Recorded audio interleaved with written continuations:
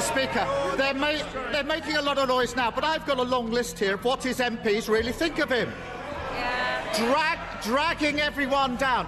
Who said that? Come on. Who was it said that? Authority is destroyed. Come on, hands up. Which of you was it? Which of you? Come on. Can't win back trust. Anybody owning up? You're very quiet now. Hands. Mr. Speaker. Keir Starmer has found himself in a difficult situation after his statement on the private schools tax drew sharp criticism in Parliament. He was openly accused of lying, a rare and high-profile moment in British politics. When he confidently claimed that the tax would not lead to school closures, one MP shouted, "That's a lie." The Speaker had to intervene, but the MP's anger was unstoppable. At that point, Starmer didn't just lose control of the debate, he faced a serious blow to his reputation. His attempts to portray tax reform as a step toward fairness were unconvincing in the face of the obvious consequences already affecting the education system. When the hall finally hushed, it was clear the Prime Minister had made a critical mistake that could undermine public confidence. My personal favourite is this. This is a document circulated by his backbench, in which they call him the Conservative Corbyn. Exactly. Prime Minister, I don't think that was intended as a compliment. Week after week, he stands there and spouts the same nonsense. The economy's booming. Everything's going swimmingly. The people should be grateful. But whilst he's telling Britain that we never had it so good, millions of working people and businesses know the reality. Britain's growth is going to be slower than our competitors and our inflation higher. Keir Starmer's policy of imposing VAT on private schools has led to a mass closure of educational institutions. Already 12 schools have closed, and a total of 77 independent schools have ceased to exist since the first discussions of the reform. This has forced thousands of families who opted for private education to seek places in overcrowded public schools where conditions are deteriorating. Starmer's promises of fairness have resulted in a widening social divide. Elite institutions like Eton will stay afloat, while small and regional schools are forced to close. The downsizing of private schools means not only the loss of places for children, but also the laying off of many teachers.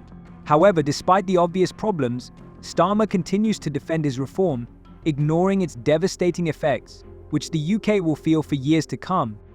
Control of our fisheries, of our borders, and of our independent lawmaking abilities. And if he does any of this, he will be completely betraying his promises in the 2024 election, and he will be taking this country in completely the wrong economic direction. So if you care at all about democracy or the economic salvation of Britain, then I urge you to fight again for the freedoms that people voted for in 2016 and which Keir Starmer is now threatening to throw away. Read my column in the Daily Mail. The introduction of VAT on private schools has proved to be a severe blow to the entire UK education system.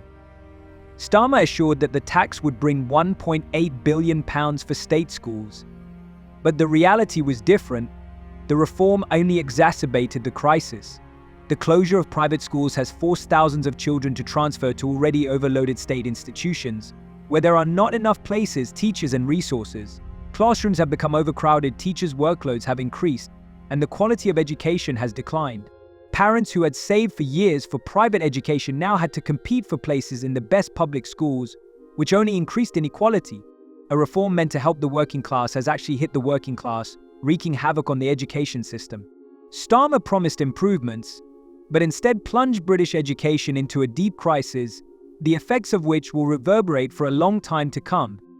If it's the right thing for the country in the long term.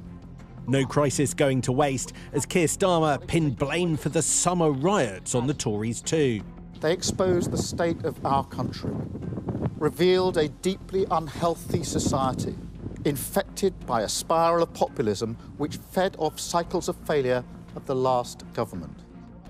A dire prognosis to brace the country for a budget in 8 weeks with tax rises and spending cuts that did not appear in his manifesto. There is a budget coming in October. Starmer calls the private school tax a step towards social justice, but his biography suggests otherwise. He went to a state grammar school, which then became a private school, but now does everything he can to ensure that other children are denied that route. Starmer talks about equal opportunity, but he himself took advantage of a system that he is now destroying. Parents who sacrifice a great deal to educate their children face school closures and rising prices, while the Prime Minister claims that his tax will benefit public schools. In reality, elite schools such as Eton will remain untouched and the middle class will be disadvantaged. Starmer, who once climbed the social ladder, is now cleaning it up, giving others no chance to follow in his footsteps. The Tories deny there is a black hole at all.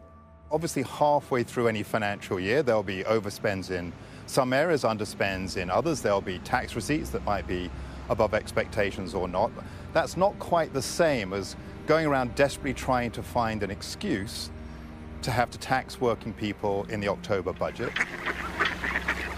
200 miles north in West Yorkshire, how different is the political climate? This constituency voted Labour for the first time in nearly 2 decades.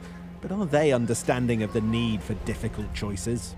I don't think it's his fault that things are going to get worse. But I think hopefully he's going to sort of level the playing field a bit. They all say they've inherited a mess, but then they don't seem to do the right things to try and put it right. It's going to hit the lower class more than the upper class. It's going to be the grassroots people who get it the hardest. A new Prime Minister promising these voters so much, but with so little to do it with, now at the peak of his power. Thank you so much for coming. Lovely to see you again. Will they be thanking him the next time they go to the polls? Sam Coates, Sky News, Westminster. Starmer's policies are not only limiting parental choice, they are also destroying the education system. The imposition of the VAT on private schools has led to mass layoffs of teachers because the schools that have closed can no longer support them. These teachers could help improve public schools, but instead they join the ranks of the unemployed while classrooms in public schools become increasingly overcrowded. Instead of the promised improvements, the system is bursting at the seams. There are more students, fewer teachers, and the quality of education is falling. Parents who have been saving for years for private education are now forced to send their children to schools that are unable to accommodate them, making the situation even worse. The elite schools where the children of politicians attend are not affected, while the middle class is trapped.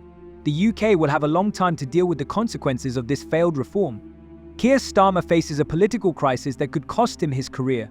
The introduction of VATs on private schools has not only caused widespread parental discontent, it has also led to litigation.